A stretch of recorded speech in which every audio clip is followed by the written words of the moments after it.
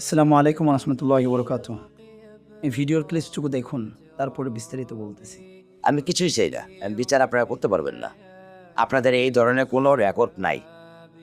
আপনারা পারবেন না। আমার মেয়েও ফিরে আসবে না। কি বুঝলেন ভিডিওটা দেখে? দোষটা কোথায়? দোষটা কোথায় জানেন? দোষটা আমাদের এখানে। আমাদের চিন্তা ভাবনায় সমস্যা। আমাদের বিবেককে জাগ্রত করতে পারি নাই, যার জন্য আজকে আসিয়া হোক, রামিসা হোক, এরকম হাজারো নাবালিকা, কুচি কোমল বয়সের মেয়েগুলা এভাবে ঝরে পড়তেছে।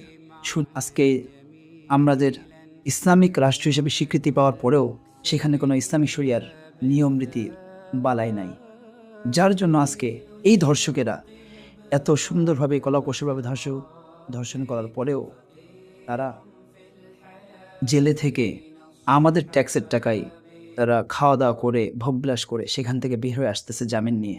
আমরা কি করতে পারছি? কিছুই করতে পারতেছে না। এটা সম্ভব না যতদিন না পর্যন্ত আমরা আমাদের বিবেককে জাগ্রত করব, আমরা আমাদের মনোবলকে এক করব, ততদিন না পর্যন্ত আমরা এদের বিরুদ্ধে রুখে দাঁড়াতে পারবো না। আসুন আমরা সবাই মিলে চেষ্টা করি। আমাদের নৈতিক যে মূল্যবোধ, এই বিষয়টা সবার মধ্যে গড়ে তুলতে হবে।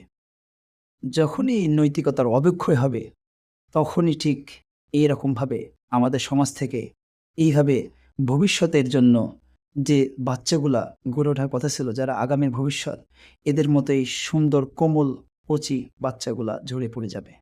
কিছুই করার থাকবে না। যেভাবে আজকে দেখতেছি সেভাবেই আমাদেরকে দেখতে হবে। রামিসার বাবা একটা কথা বলছিল, খেয়াল করছিলেন? কি করবেন আপনারা? কি বিচার করবেন? আমি বিশ্বাস করি না। খুব কষ্ট লাগে কথাগুলো শুনে।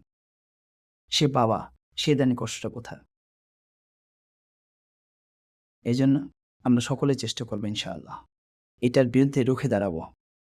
নিজ নিজ উদ্যোগে, যার নিজ নিজ জায়গা থেকে আমরা এটার বিরুদ্ধে রুখে দাঁড়াবো ইনশাআল্লাহ। আসসালামু আলাইকুম ওয়া রাহমাতুল্লাহ।